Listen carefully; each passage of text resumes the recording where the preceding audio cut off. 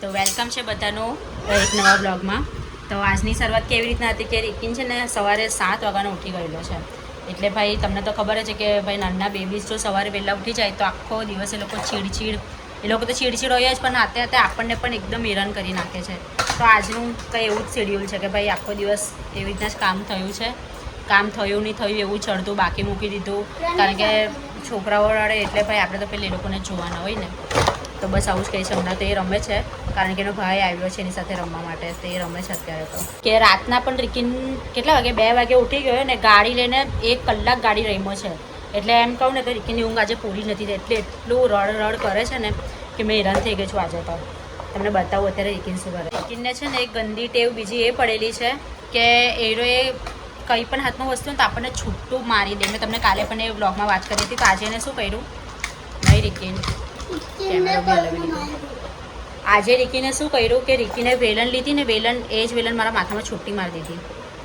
પછી કંઈ નહીં, રિકીને બરાબર સમજાવ્યું મેં કે આ વસ્તુ નહીં થાય એમ કરીને. બહાર એટલો મસ્ત વરસાદ પડે છે ને. પહેલાં તો મારા કોલેજ ટાઈમમાં તો મેં શું કરતી હતી કે બહાર વરસાદ પડતો ને એટલે મારું ગ્રુપ હતું. અમે લોકો કંઈ 5 થી 6 જણનું ગ્રુપ હતું, મારું સર્કલ હતું. તો અમે લોકો તરત જ ડુમ્મસ જ જતા રહેતા. હવે જે સુરતથી રિલેટ કરતા હશે એ લોકોને ખબર હશે કે ભાઈ વરસાદ પડે ને એટલે સુરતની પબ્લિક છે ને મોસ્ટલી ડુમ્મસમાં જ જાય. એ લોકો ટાઈમપાસ કરવા, ભજીયા ખાવા, ટામેટાના ભજીયા ખાવા.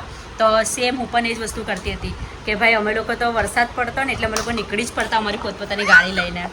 એ દિવસ પાછા યાદ આવે, બટ હવે કેવું કે બધા પોતપોતાની લાઈફમાં બિઝી થઈ ગયેલા છે. ટેરેસ પર આવી છે ને, તમે જોવો છો કે બહાર કેટલો ફાઇન વરસાદ પડે છે. હવે આપણાથી બહાર તો નહીં જવાય, પણ આપણાથી ટેરેસ પર તો જવાય ને.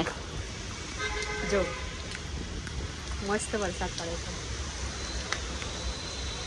ને બહારનું વાતાવરણ કંઈ આવું છે, મજા આવે. હશે કે બહાર કેટલો સરસ વરસાદ પડે છે. મને તો સાચું કહું ને તો મારા પહેલેના દિવસો જ યાદ આવે. મેં આને ચૂપ એટલે કહું છું કારણ કે સિરિયસલી કહું ને તો જ્યારે બી વ્લોગિંગ કરું ને ત્યારે આખી ગેંગ આવે એનું કંઈ નહીં, પણ યાર બહુ ડિસ્ટર્બ કરે. આજે તમને મારો અવાજ કરતા તો આ લોકોનો અવાજ વધારે સંભળાતો હશે મારા બ્લોગમાં, બટ કંઈ નહીં હવે, કારણ કે રિકિનને હજો એ લોકો હાથે જ મજા આવે છે. તો શું કરવાના આપણે તો જો કા બે એને ઉપર ચડાવી છે. હજુ એને ઉપર ચડી જવાનું. રિકિન ઉપર ચડવાનું, રિકિન ઉપર ચડી જવાનું. તું રાઈડર લઈને આવું ને આવું છે ભાઈ.